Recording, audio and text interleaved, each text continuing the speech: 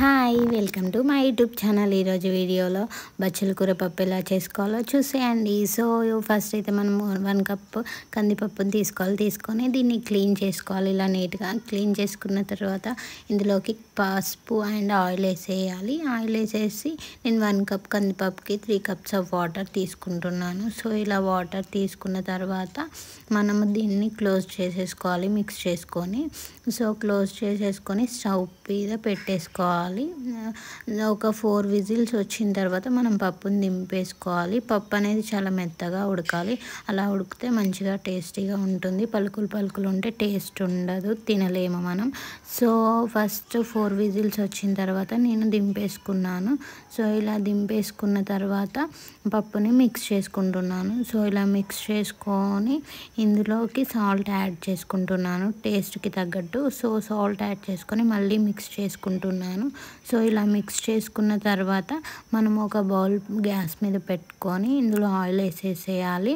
ఇది తాలింపు కోసం. సో ఇలా ఆయిల్ వేసేసి మనం ఇందులో పోపు దినుసులు వేసేసుకోవాలి.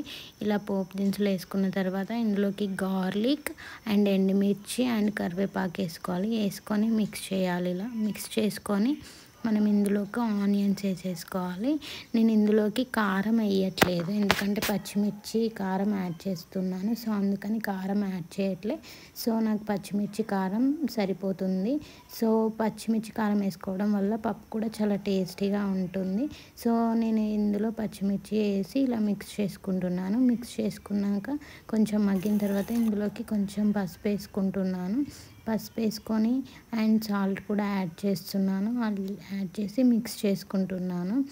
సో యాడ్ చేసి మిక్స్ చేసుకున్న తర్వాత ఇందులోకి కొంచెం బచ్చల కూర వేసుకుంటున్నాను. ఇలా మీరు ఎప్పుడైనా బచ్చల కూర పప్పు చేసుకోకపోతే ఒకసారి ట్రై చేయండి. చాలా అంటే చాలా టేస్టీగా ఉంటుంది.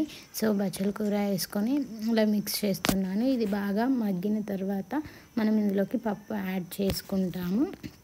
సో ఇలా మగ్గిన తర్వాత బచ్చల కూర ఇందులోకి నేను ఉడకబెట్టుకున్న కందిపప్పుని వేసేస్తున్నాను. సో ఇది వేసేసి మిక్స్ చేసుకుంటున్నాను.